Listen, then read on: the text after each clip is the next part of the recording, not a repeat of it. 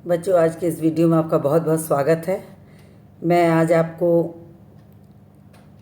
वसंत भाग 2 का पाठ 9 चिड़िया की बच्ची पढ़ाने जा रही हूँ, जिसका आधा अंश मैं आपको पढ़ा चुकी हूँ, जो जैनेन्द्र कुमार की लिखी हुई रचना है। उसी के आगे के अंश को पुनः मैं आपको समझाने जा रही हूँ।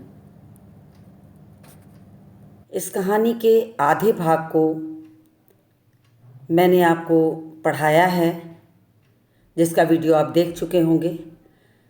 तो पूर्व के अंश की चर्चा करते हुए मैं आपको पुनः अपने विषय पर ले आऊँगी। मैं थोड़ा सा आपको पिछले अंश को दोहरा दूँ, उसकी पुनरावृत्ति कर दूँ, ताकि आपको ये लगे कि कहानी अच्छे से समझ में आ जाए और कहानी का जुड़ाव बना रहे। तो मैंने आपको पहले ही बताया था कि ये कहानी एक शिक्षाप्रद कहानी है। शिक्षाप्रद कहने का मेरा जो तात्पर्य है वो ये है कि आज के दौर में लोगों को बहुत सतर्क रहने की आवश्यकता है। सतर्क इसलिए कि समाज में माधव दास की तरह रहने वाले तमाम लोग हैं। वे तमाम लोग कभी भी किसी समय भी किसी भी बच्चे को किसी परिस्थिति में अकेला देखकर फुसलाने की, बहलाने की कोशिश की है। तो यहाँ तो एक नन्ही सी चिड़िया की बात है, लेकिन माध्यम आज के दौर का है। तो किस तरह से वो नन्ही चिड़िया अगर सतर्क हो सकती है, किस तरह से उसे ये याद आता है कि उसके भाई बहन हैं, उसकी माँ हैं, वो अपने को कैसे संभाले। तो हम अपने बच्चों को भी अगर ऐसी ही सीख दें लोगों से सतर्क रहने के लिए, तो संभवतः समाज में हमारे बच्चे माधव दास जैसे लोगों के चंगुल में कभी नहीं आएंगे। आए दिन आप अखबारों में पढ़ते हैं, आए दिन सुनते हैं, तो उन चीज़ों से सतर्क रहने की आवश्यकता है। तो यहाँ पर मैंने आपको कहानी थोड़ी सी स्मृति के तौर पे याद दिला दूं कि आपको क्या क्या कहानी में बताया गया। तो माधव दास की एक बड़ी सुंदर सी कोठी रहती है और वहाँ एक नन्ही सी चिड़िया उड़कर चली आती है और वो वहीं बैठती है। अचानक माधव दास, जिसका जीवन बिल्कुल अकेला है, वो वहाँ परेशान हो जाता है, ढूंढता रहता है। तो देखता है एक नन्ही सी चिड़िया की आवाज़ सुनता है, फुदकते देखता है। तो बड़ा ही ज़्यादा वो उसको उत्सुकता जगती है कि ऐसी चिड़िया तो उसके पास होनी चाहिए, और उसे वो लालच देने लगता है कि मेरे पास इतना सुंदर महल है, मैं तुम्हें सोने का पिंजरा बनवा के दूंगा और तुम्हें हर तरीके से सुख सुविधा दूंगा, तुम यहीं मेरे पास रह जाओ। चिड़िया को जब इस बात का आभास होता है, नन्ही चिड़िया है, छोटी सी बच्ची है चिड़िया की, तो उसे जब आभास होता है कि ये तो मुझे पकड़ने की कोशिश करने वाला है, तो वो सतर्क होती है। वो अपनी बातें बताती है, समझाने की कोशिश करती है कि नहीं, मैंने गलती से यहाँ बैठने की कोशिश की है, मैं थक गई थी, मैं सुस्ताने आई थी और मेरे पास मेरी माँ है जो मेरी राह देख रही होगी, तो मैं यहाँ नहीं रुक सकती, मैं जाऊँगी। माधवदास को भी जब लगा कि चिड़िया तो मानने वाली नहीं, तो उसे और लालच देने लगा। तो इस तरीके से वो उसे पकड़ने की कोशिश कर रहा है। अब मैं आगे के अंश में उसी भाग को लेकर आपसे चर्चा करूँगी, पाठ्यपुस्तक के अंश पर आऊँगी कि चिड़िया अपने आप को कैसे बचाने की कोशिश करती है, कैसे उसके प्रलोभन में नहीं आती और माधव दास उसे कितना प्रलोभन दे रहा है। तो आप भी मेरे साथ पुस्तक खोलिए, साथ में पढ़िए, ताकि आपको हर चीज़ समझ में आ जाए। तो मैं आपको ले चलती हूँ वो उसी जगह पर जहाँ मैंने इसके पहले वाले वीडियो का अंत किया था। तो मैं अब पाठ के अंश पर आती हूँ। आप अपनी पुस्तक खोलकर तैयार हो जाइए।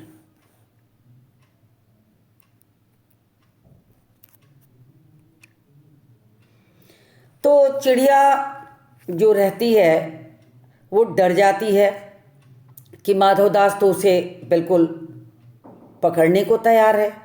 तो माधवदास भी सोचता है कि मौका क्यों चूका जाए, देखा जाए कि ये संभलती है कि नहीं संभलती है। तो उसने कहा कि चिड़िया तू निरी अनजान है, मुझे खुश करेगी तो मैं तुझे मालामाल कर सकता हूँ।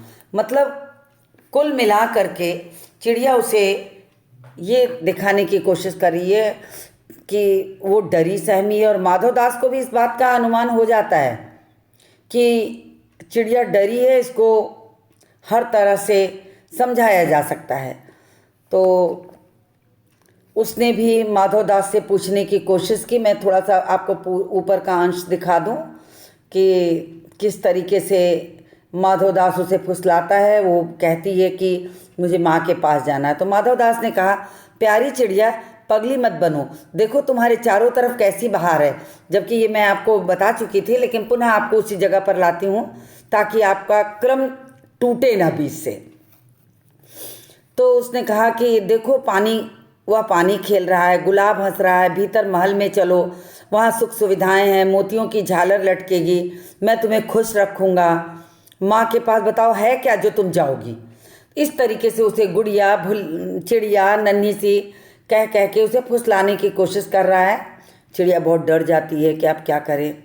तो वो भी समझाती है कि नहीं नहीं, मुझे माँ के पास जाना है, मेरे माँ के पास सब कुछ है, धूप है, मेरे भाई बहन हैं, मुझे दाने ला के देती है, सब कुछ देती है, तो मुझे यहाँ रहने का क्या फ़ायदा है, मैं वहीं जाऊँगी। फिर चिड़िया को फिर वो समझाने की कोशिश करता है कि तुम बहुत भोली हो, तुम कुछ नहीं जानती हो, तुम्हारे पास सब कुछ है। चिड़िया बोली, मैं माँ को जानती हूँ, भाई को जानती हूँ, घास पानी फूलों को जानती हूँ, तुम कौन हो। तो इस तरीके से उसने बहुत सारी चीज़ पूछी। तो चिड़िया की बात जब मान, तो उसने यहाँ तक कह दिया, जो मांगोगे वह दे सकता हूँ। माधवदास ने उससे कहा कि जो मांगोगी मैं वो दूंगा। लेकिन चिड़िया छोटी सी जात थी, लेकिन फिर भी वो डरी नहीं और उसने रास्ता ढूंढा। तो चिड़िया ने कहा, पर मेरी तो छोटी सी जात है, आपके पास तो सब कुछ है, तब मुझे जाने दीजिए। तो उसने अपना रास्ता साफ करने की कोशिश की कि मैं किसी तरह इसके चंगुल से बच जाऊं। माधवदास भी कहाँ पीछा छोड़ने वाला, उसने भी कहा, चिड़िया तू मेरी अनजान है, मुझे खुश करेगी तो मैं तुझे मालामाल कर सकता हूँ। तो उसने भी उसको समझाने की कोशिश की कि अगर तू मेरे साथ रहेगी, मुझे खुश करेगी, तो मैं तुझे मालामाल कर दूंगा, मुझे हर प्रकार से तुझे मैं खुश करूंगा। तो ये सारी चीज़ें माधवदास उसे समझाने की कोशिश कर रहा है। पर चिड़िया भी सोची कि अंतिम हिम्मत हारनी नहीं चाहिए, तो उसने भी बात को आगे बढ़ाया। तो चिड़िया ने कहा कि तुम सेठ हो, मैं नहीं जानती सेठ क्या होता है, पर सेठ कोई बड़ी बात होगी, मैं अनसमझ का मतलब ना समझ, मैं अनसमझ ठहरी, मैं मतलब मुझे कोई जानकारी नहीं है, मैं छोटी हूँ, मुझे क्या पता कि सेठ किसको कहते हैं। बस वो क्या कहती है, मुझे बस इतना पता है कि माँ मुझे बहुत प्यार करती है, वह मेरी राह देखती होगी, मैं मालामाल होकर क्या होऊंगी। मतलब उसने कहा था ना कि मैं तुम्हें मालामाल कर दूंगा धन दौलत देकर। तो चिड़िया, उस नन्ही सी चिड़िया के लिए मालामाल का क्या मतलब है, कुछ नहीं, उसे तो अपनी माँ का प्यार चाहिए था। तो वो कहती है कि मुझे नहीं पता कि मालामाल क्या होता है, मैं नहीं जानती मालामाल किसे कहते हैं, क्या मुझे वह तुम्हारा मालामाल होना चाहिए, मतलब उस कहने का मतलब कि क्या मुझे वह तुम्हारा मालामाल होना चाहिए, मतलब तुम जो पैसा रुपया मुझे दे रहे हो क्या वो सारा मुझे लेना चाहिए। तो फिर उसे लगता नहीं नहीं ये उचित नहीं है, वो साफ साफ मना कर देती है चिड़िया। तो सेठ फिर फुसलाने की कोशिश कर रहा है माधवदास, अरे चिड़िया तुझे बुद्धि नहीं है, तू सोना नहीं जानती, सोना उसी को जगत की तृष्णा कहते हैं। देखिए उसने कैसे लालच दिया है। यहाँ उसका मानवीकरण करिए, कहानी को, उस चिड़िया को आप मानवीकरण के रूप में देखिए कि वो मानो जैसे आज लालची माधवदास सेठ तमाम हमारे समाज में पड़े हैं जो इस तरह लोगों को अपने चंगुल में फंसाते हैं। ठीक वही चीज़ समझाने की कोशिश कर रहे हैं जैनेन्द्र कुमार यानी रचनाकार। तो उसने कहा कि तू बहुत निरा बुद्धि है, तेरे पास बुद्धि नहीं है, तू सोना नहीं जानती है। सोना किसको कहते हैं, पूरा संसार की चाह, तृष्णा मतलब होती इच्छा, चाह, सारा संसार तो इसी सोने की चाह में परेशान है। वह सोना मेरे पास ढेरों का ढेर है, और जिसके लिए पूरी दुनिया परेशान है वो मेरे पास भरमार है। तेरा घर समूचा सोने का होगा। और उसने क्या लालच दिया कि मैं तुम्हें ऐसे वैसे पिंजड़े में नहीं रखूँगा, सोने का पिंजरा तुम्हारे लिए बनवा दूंगा, ऐसा पिंजरा बनवाऊंगा कि कहीं दुनिया में ना होगा, ऐसा कि तू देखती रह जाएगी, तू उसके भीतर थिरक फुदक कर मुझे खुश करियो। तो उसने कहा कि मैं तेरे लिए सब कुछ करूँगा, सोने का पिंजरा बनवा दूँगा, ऐसा पिंजरा दुनिया में किसी ने किसी के लिए नहीं बनवाया होगा। तू इतनी सुख सुविधाओं में रहेगी, तू उसमें फुदकना, खुश रहना, मैं भी खुश हो जाऊँगा तुझे देख देख कर, तेरा तो भाग्य खुल जाएगा। लेकिन आपको मैंने हम पंछी उन्मुक्त गगन के पढ़ाया है, उसमें क्या कहा है कि वो नीम के पेड़ की निबोरी खाना चाहता है, लेकिन सोने के पिंजड़े और सोने की कटोरी का मैदा नहीं। तो कहाँ पंछी को आराम, पिंजड़े में कैद होके किसी जीव को आराम थोड़े मिलेगा। तो वही उसने कहा कि मैं तुम्हें सोने की कटोरी में पानी दूंगा, तेरा भाग्य खुल जाएगा। लेकिन चिड़िया क्या जाने वो सोने की चीज़, उसका तो स्वाभाविक स्वरूप होता है खुले आसमान में उड़ना, पेड़ पौधे के पास बैठ करके उसका अनुभूति लेना, अच्छे अच्छे फल पेड़ों से चुग के खा लेना। तो ये सारी चीज़ें पिंजड़े के अंदर कहाँ उसे मिलती। कैद जीवन तो उसका हो जाएगा, चाहे वो सोना पिंजड़े का, पिंजरा जो हो सोने का ही क्यों ना हो। तो ये सारी चीज़ उसने कहा कि तब चिड़िया कहती है, वह सोना क्या चीज़ होती है कि जिस चीज़ का तुम मुझे लालच दे रहे हो, मुझे तो ये पता भी नहीं है कि ये क्या होता है। तो सेठ कहता है, तू क्या जानेगी, तू चिड़िया जो है। तो उसने कहा कि तू चिड़िया है, तू नहीं जानती, लेकिन सोना मतलब बहुत कीमती चीज़ है। सोने का मूल्य सीखने के लिए तुझे बहुत सीखना है। बस यह जान ले कि सेठ माधव दास तुझसे बात कर रहा है, जिससे मैं बात कर लेता हूँ उसकी किस्मत खुल जाती है। देखिए उसने कैसे लालच दिया कि तू चिड़िया है, तू नहीं जानती सोना किसको कहते हैं, और मेरे जैसा सेठ, माधव दास जैसा सेठ अगर इस नन्ही सी चिड़िया से बात कर रहा तो मतलब तेरा तो भाग्य खुल गया। मैं तुझे पसंद कर रहा हूँ मतलब तेरा भाग्य खुल गया। तू कुछ नहीं जानती, बस ये जान ले कि तू अगर यहाँ रह गई तो तेरा भी भाग्य खुल जाएगा। तो उसने कहा कि जिससे मैं बात कर लेता हूँ उसकी किस्मत खुल जाती है। तू अभी जग का हाल नहीं जानती, मेरी कोठी पर कोठियाँ, बगीचों पर बगीचे, यानी कि कुल मिलाकर सेठ माधव दास उस नन्ही सी चिड़िया को ये समझाने की कोशिश करता है कि मेरे पास धन दौलत की कोई कमी नहीं है, मेरे पास अनेकों कोठियाँ हैं, अनेकों बाग बगीचे हैं, सोने चांदी के अंबार लगे हैं, सुख सुविधाओं के अंबार हैं, दास दासियाँ हैं, मेरा चित्त प्रसन्न हुआ है तो सिर्फ तुम पर। तो उस नन्ही सी चिड़िया को समझाता है कि मेरे पास है क्या नहीं, और लेकिन मेरा मन जो है वो तुझ पर खुश हो गया है। ऐसा वरदान लोगों को मिलता कहाँ है। अरे चिड़िया, तू इस बात को समझती क्यों नहीं। मतलब कुल मिलाकर माधव दास उसे समझाने की कोशिश करता है कि तू इसको समझने को तैयार नहीं है। मैं तुझे कितना समझा रहा हूँ कि मेरे पास क्या नहीं है, मैं तुझे सब कुछ दे दूँगा, फिर भी तू तैयार नहीं होती है। वो कुल मिलाकर उस चिड़िया को फुसलाने की, अपने चंगुल में फंसाने की पूरी कोशिश करता है, हर प्रकार का लालच देता है कि वो चिड़िया उसकी बात समझ जाए। तो फिर चिड़िया आगे क्या कहती है देखिए, सेठ मैं नादान हूँ, मैं कुछ समझती नहीं, पर मुझे देर हो रही है, माँ मेरी बाट देखती होगी। तो देखिए चिड़िया कितनी समझदारी का कार्य करती है।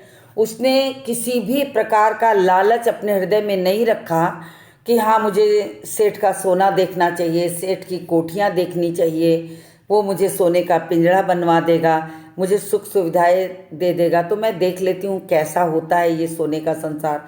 लेकिन नहीं, वो अपनी हकीकत से परिचित है। वो जानती है कि अगर मैंने लालच किया तो ये सेठ मुझे कैद कर देगा सोने के पिंजरे में। उतनी नन्ही सी चिड़िया को इतनी समझदारी है। तो पाठ के माध्यम से लेखक ये सीख दे रहा है कि कोई भी व्यक्ति दुनिया में कितनी भी लालच दे, बच्चों को अपनी समझदारी से, अपने अक्ल से, अपनी बुद्धि का प्रयोग करके हर रास्ते, कठिन रास्तों के बीच से अपना रास्ता निकाल लेना चाहिए। जब ये नन्ही सी चिड़िया सोच सकती है तो हम तो बुद्धिजीवी मानव हैं। हम अपने बच्चों को ये क्यों नहीं सिखाते कि दुनिया में कोई भी है, बाहर का व्यक्ति तुम्हारा भला नहीं चाहेगा। तो इस तरीके से चिड़िया भी बहुत समझदारी से कहती है, ना ना माँ मेरी बाट जो होती होगी, मैं माँ के बिना नहीं रह सकती हूँ, मैं जा रही हूँ। अब सेठ थोड़ा सा फिर समझाने की कोशिश करता है, ठहर ठहर, इस अपने पास के फूल को तूने देखा। अब देखिए कैसे लालच दे रहा, कि देख बगीचे में कितने सुंदर सुंदर फूल है, तूने इस फूल को देखा है? यह एक है, ऐसे अनगिनत फूल हैं यहाँ पर। तो वो कहता कि देख तो मैंने तो तुझे एक फूल दिखाया, यहाँ तो अनगिनत फूल ऐसे लगे हैं, ऐसे अनगिनती फूल मेरे बगीचों में हैं, तो तू यहाँ रुक, उसका सुख उठा। भांति भांति के फूल हैं और भांति भांति की खुशबुआँ, यानी तरह तरह के फूल, तरह तरह की खुशबू। चिड़िया मैंने तेरा चित्त प्रसन्न किया। तो सेठ माधवदास कहता है कि देख मैंने तुझे सब कुछ बताया है, मैंने तुझे खुश किया है, यहाँ की हकीकत बताई है, ये सब फूल तेरे लिए खिला करेंगे। वहाँ घोंसले में तेरी माँ है, पर माँ क्या है इस बहार के सामने, तेरी माँ क्या है? कितनी बड़ी बात माधवदास कहता है चिड़िया से कि इतने सुंदर सुख सुविधाओं के बीच तुम्हारी माँ क्या है। तो बच्चों मैं आपसे कहूँगी, माँ से बड़ी कोई चीज़ दुनिया की हो ही नहीं सकती। किस्मत वाले होते हैं जिनके माँ होती है। तो यहाँ पर माँ के महत्व को भी दिखाया है कि उस नन्ही सी जान चिड़िया ने कितने सुंदर ढंग से माँ को कहा कि मेरी माँ बाट जोहती होगी। और वो माधवदास दुर्बुद्धि का व्यक्ति वो कहता है कि माँ क्या होती है, माँ तेरे लिए क्या कर देगी, तुझे 2 दाने खिला देगी, मैं तो तेरे लिए सब कुछ करता हूँ। तो आप सोचिए बच्चों कि क्या माँ के आगे दुनिया की सारी दौलत बड़ी हो जाएगी? शायद नहीं। आप भी यही बोलेंगे कि नहीं, माँ के आगे दुनिया की सारी चीज़ें छोटी होती हैं। तो यहाँ महत्व तो दिखाया गया है, वही मैं आपको समझाना चाहती हूँ।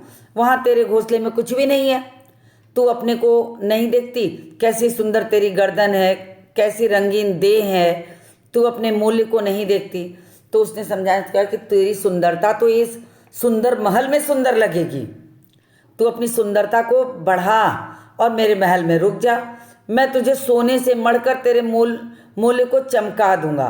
कहने का मतलब वो चिड़िया को कहता है मैं तुझे सोने से मढ़ दूंगा। सोने से मढ़ दूंगा कहने का तात्पर्य एक तरीके से ये मुहावरा है। तो इस मुहावरे में ये समझाया गया है कि मैं तेरे लिए सोने चांदी का खजाने का मुंह खोल दूंगा और तू खुश रह, तैने मेरे चित्त को प्रसन्न किया, तू मत जा, यहीं रह। फिर उसने कहता है कि तेरे आने से मुझे प्रसन्नता मिली है, मैं बहुत खुश हो गया हूँ, तू यहीं रह, तेरे रहने से मुझे खुशी मिलती है। ये सारी बातें जो है कहानीकार माधवदास के माध्यम से चिड़िया को समझाने की कोशिश कर रहा है। अब देखिए चिड़िया क्या कहती है। चिड़िया, सेठ मैं अपने को नहीं जानती, इतना जानती हूँ कि माँ मेरी माँ है और मुझे यहाँ देर हो रही है। सेठ मुझे रात मत करो, रात में अंधेरा बहुत हो जाता है, मैं राह भूल जाऊँगी। अब चिड़िया को अपनी बातों में माधवदास फुसलाए पड़ा है, अंधेरा होता जा रहा है, शाम से वो उससे बातों में लगा हुआ है कि किसी तरह अंधेरा हो जाए और ये चिड़िया ना उड़ पाए, ना जा पाए, मैं इसे पकड़ लूँ। तो वो समझ जाती है कि ये माधवदास तो मुझे फुसला रहा है। तो वो बार बार कहती है देखो सेठ, तेरी बातें मेरे समझ में आती नहीं, मैं बस ये जानती हूँ कि मेरे पास मेरी माँ है और माँ मेरी बाट जोह रही होगी, तू मुझे मत रोक, मुझे जाने दे। अंधेरा हो जा रहा है, वो घबराती है कि अंधेरा हो जा रहा है, मैं राह भूल जाऊँगी, तू मुझे परेशान मत कर, मुझे जाने दे। फिर सेठ ने क्या कहा, अच्छा चिड़िया जाती है तो जा, पर इस बगीचे को अपना ही समझो, तुम बड़ी सुंदर हो। फिर उसने सोचा कि चलो अब नहीं मान रही है तो इसे कोई और रास्ता फुसला देते हैं, किसी और दिन में हम इसको अपने जाल में फंसाएंगे। तो उसने सोचा कि चलो आज चिड़िया नहीं मानती है तो कई बार अगर ये इस बगीचे में आएगी तो मैं किसी न किसी दिन इसे पकड़ लूँगा। तो उसने कहा ठीक है, तू मेरी बात अगर नहीं सुनने को तैयार है तो जा, लेकिन इस बगीचे को तू अपना घर समझना, जब तेरा जी कहे, क्योंकि तू बहुत सुंदर है, तुझे देखकर मुझे भी खुशी मिल रही है, तो जब तेरा जी कहे इस बगीचे में आती रहना, ये तेरा ही समझना, ये मतलब ये तुम्हारा ही है समझ करके तू जब चाहना इस पर अपना अधिकार समझ के आती जाती रहना। और उसने फिर देखिए कितनी चालाकी के साथ आगे की कहानी देखिए तो रोंगटे खड़े हो जाएंगे। यह कहने के साथ ही सेठ ने एक बटन दबा दिया। उसके दबने से दूर कोठी में एक अंदर आवाज़ हुई, जिसे सुनकर एक दास झटपट बाहर भाग कर आया। यह सब क्षण भर में हो गया और चिड़िया कुछ भी नहीं समझी। अब इसका यानी सेठ माधव दास का एक रौद्र रूप सामने आ गया कि उस तरीके से नहीं मानेगी। तो अब उसने डराने के लिए बंदूक की आवाज़ की, एक दूर आवाज़ आई, अंदर से नौकर चाकर भागे चले आए। सेठ कहते रहे, तुम अभी माँ के पास जाओ, माँ बाट देखती होगी, पर कल आओगी ना, कल आना, परसों आना, रोज आना। फिर उसने सोचा ये चिड़िया तो डर गई है दूर आवाज़ सुन करके, तो उसे फिर वो बात में फंसाने की कोशिश करता है कि कुछ देर और इसी बहाने रुकी रहे। तो वो कहता है कि ठीक है, तुम्हारा मन है तो जाओ, लेकिन मैं तुम्हारी भी रास्ता देखता रहूँगा। ये घर तुम्हारा है, ये बाग बगीचा तुम्हारा है, आज तुम्हारी माँ तुम्हारा बाट जोह रही है, चली जाओ, लेकिन तुम यहाँ रोज़ आना, कल आना, परसों आना, रोज़ आना। ये कह के उसने चिड़िया को फुसलाने की कोशिश की। यह कहते कहते दास को सेठ ने इशारा कर दिया और वह चिड़िया को पकड़ने के जतन में चला। अब देखिए, उसने देखा कि चिड़िया तो मानने वाली नहीं है, तो उसने चालाकी की, धीरे से अपने नौकर चाकरों को इशारा किया और चिड़िया को बात में फंसा के रखा और धीरे धीरे उसको इशारा किया कि मैं इसे बात में फंसाए रखता हूँ और तू इसे पकड़ ले। तो उसने अपने नौकर चाकरों को इशारा कर दिया और वह चिड़िया को पकड़ने के जतन में चल दिया, मतलब उसको पकड़ने की कोशिश करने लगा। सेठ कहते रहे, सच तुम बड़ी सुंदर लगती हो, तुम्हारे भाई बहन हैं? सवाल करता है, कितने भाई बहन हैं? मतलब कुल मिलाकर सेठ उससे बात के माध्यम से उसे रोके रखना चाहता है। तो उसकी सुंदरता का बखान करता है, उससे उसके भाई बहनों की जानकारी लेता है। तो चिड़िया को थोड़ी देर के लिए, नन्ही सी चिड़िया है, उसे भी समझ में नहीं आया कि ये सच्चे में ये जो माधव दास है वो किस तरह का व्यक्ति है। तो उसने उसकी बात का जवाब दे दिया। क्या जवाब दिया वो? तो चिड़िया बोलती है, 2 बहन और 1 भाई, पर मुझे देर हो रही है। वो नन्ही चिड़िया छोटी सी है, उसे समझ में नहीं आता। सेठ माधव दास उसे बार बार फुसलाने की कोशिश कर रहा है और वो इस तरह से अपने भावों को स्पष्ट न करते, अपने दिल के भावों को स्पष्ट न करते हुए बस उसे ये लगता माँ मेरी बाट जो हो रही होगी, मैं किसी भी तरीके से यहाँ से निकल भागूं। तो जब वो सवाल करता था तब वो जवाब तो दे देती थी, लेकिन हर जवाब के बाद उसका प्रयत्न क्या होता था कि मैं यहाँ नहीं रुकूंगी, मुझे घर जाना है। जैसे किसी नन्हे बच्चे को अगर आप ज़बरदस्ती थोड़ी देर के लिए खड़ा कर लीजिए तो वो आपके बीच बीच में बात का जवाब भी देंगे और फिर थोड़ी देर बाद कहेंगे नहीं मुझे माँ के पास जाना है, मुझे अपने घर जाना है।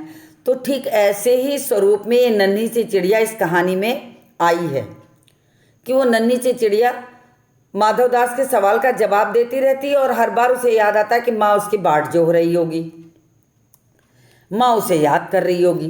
तो इस तरीके से वो अपनी बात को कह देती है। हाँ हाँ जाना है, अभी तो उजेला है, 2 बहन 1 भाई हैं, बड़ी अच्छी बात है। तो देखिए किस तरीके से माधव दास उसे सिर्फ बात में उलझाए है और कुछ नहीं कर रहा है, सिर्फ बात में उलझाए है कि इसको अंधेरा हो जाए, देर हो जाए, मैं उसके नौकर चाकर आके इसे मार दें या पकड़ लें तो मैं इस चिड़िया को अपने घर के अंदर कैद कर दूं। तो उसने बात में फुसलाते हुए कहा, अरे मत घबराओ, अभी तो बहुत उजाला है। अच्छा तुम्हारे पास 2 बहन 1 भाई हैं, अच्छा। तो इस तरह करके उसने अपनी बात में उसे फुसलाने की कोशिश की, पर चिड़िया के मन के भीतर जाने क्यों चैन नहीं। चिड़िया को माधव दास का हाव भाव कुछ अच्छा लगा नहीं। वह थोड़ी चौकन्नी हो गई, चारों ओर देखती रही। उसने कहा, सेठ मुझे देर हो रही है।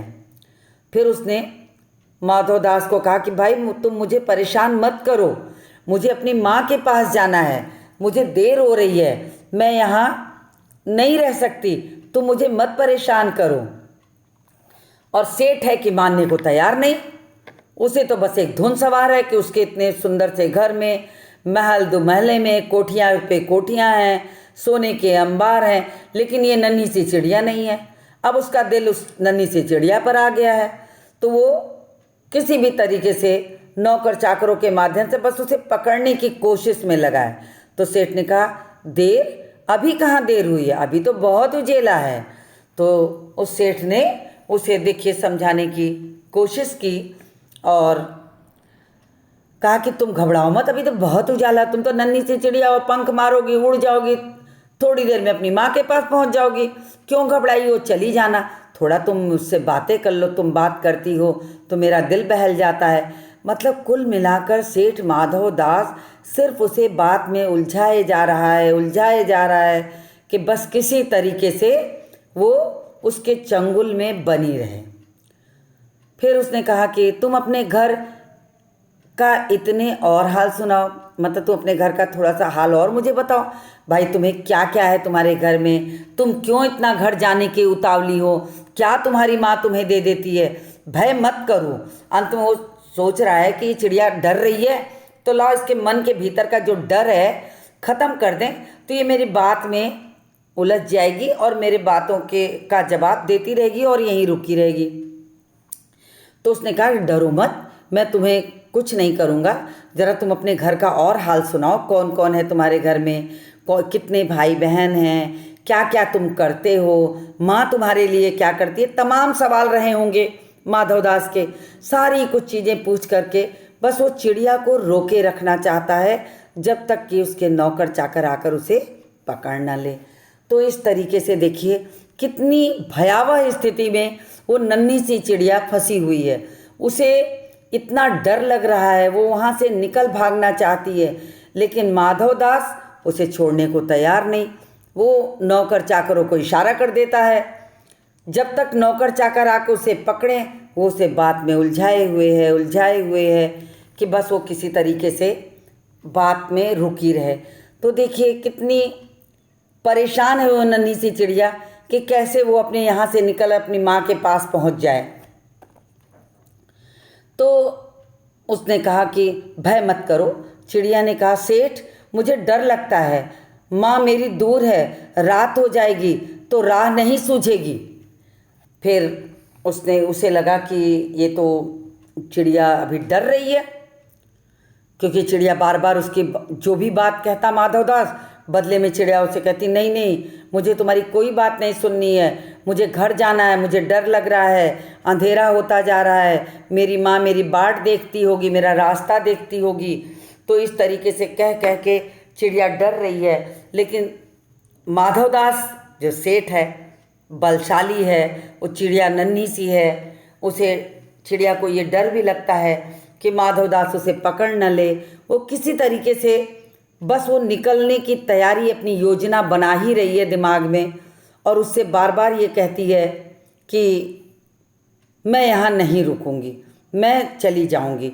तो इस तरीके से वो डरी सहमी सी इधर उधर भटक रही है और माधवदास उसका पीछा छोड़ने को तैयार नहीं है। चिड़िया को कोई रास्ता नहीं सूझ रहा है, उसके समझ में नहीं आ रहा कि वो क्या करे, और माधवदास इस फिराक में है कि कैसे भी हाथ लपकाए और चिड़िया को पकड़ ले।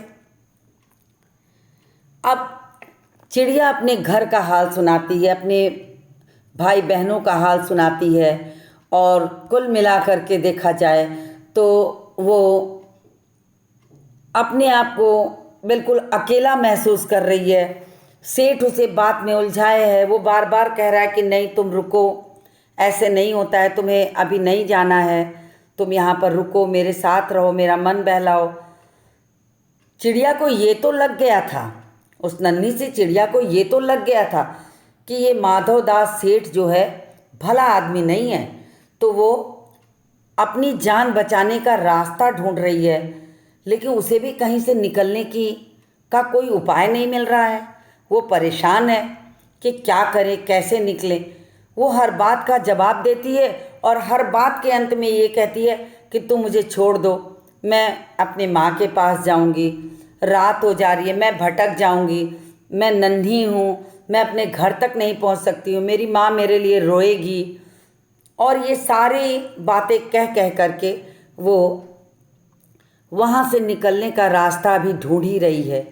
तो इस तरीके से वो अपने रास्ते का उपाय बना रही है, वो अपने लिए अपने के रास्ता बना रही है कि किस तरीके से माधवदास के चंगुल से वो निकले। और माधवदास है कि पीछा नहीं छोड़ रहा, तो अपना रास्ता अपना उपाय ढूंढ ही रही है, परेशान हो गई है। तो मैंने आपको यहाँ पर ला के कहानी के उस मोड़ पे ला दिया है कि जहाँ आपके मन में उत्सुकता अवश्य आएगी कि आखिर फिर उस नन्ही सी चिड़िया का हुआ क्या। लेकिन बच्चों, मैं आपको बता दूं कि कहानी थोड़ी लंबी है। एक दिन में पूरी कहानी को ख़त्म करना आवश्यक नहीं है। अच्छी बात है, आपके अंदर अगर उत्सुकता होगी तो आप उस कहानी को पढ़ेंगे, बार बार पढ़ेंगे और कुछ तो सीख लेंगे इस कहानी से। समाज में ऐसे लोगों के प्रति जागरूक हो जाएंगे और अपने घर के छोटे भाई बहनों को जागरूक कर देंगे। तो आपके लिए ये सीख है। समाज में अपने छोटे भाई बहनों को, आप भी कक्षा 7 के विद्यार्थी हैं, आप भी बहुत बड़े नहीं हैं, तो आपसे छोटे वाले तो और ना समझ है। तो ये सीख है आपके लिए, आपके छोटे भाई बहनों के लिए कि समाज में कैसे कैसे लोग हैं। तो मैंने कहानी को ला के उस मोड़ पे छोड़ा है जहां आपके मन में एक उत्सुकता जगी होगी, अवश्य जगी होगी कि कहानी में आगे, कहानी के आगे के हिस्से में क्या हुआ। तो बच्चों, मैंने आपको कहानी यहाँ तक समझाई है और मैं अब इस कहानी के अगले अंश को लेकर पुनः आपसे मिलूँगी। तब कहानी का अंत आपको समझाऊंगी कि उस नन्ही सी चिड़िया के साथ क्या हुआ, उसके साथ माधवदास ने क्या किया, क्या वो अपने माँ के घर तक पहुँच पाई। तो इन सारी बातों को मैं लेकर आपसे मिलती हूँ अगले वीडियो में। तब तक आप कहानी को दोहराइए और अपनी उत्सुकता को यूं ही बनाए रहिए मेरे साथ। तो हम मिलते हैं कहानी के अंतिम अंश को लेकर अपने आगे के वीडियो में।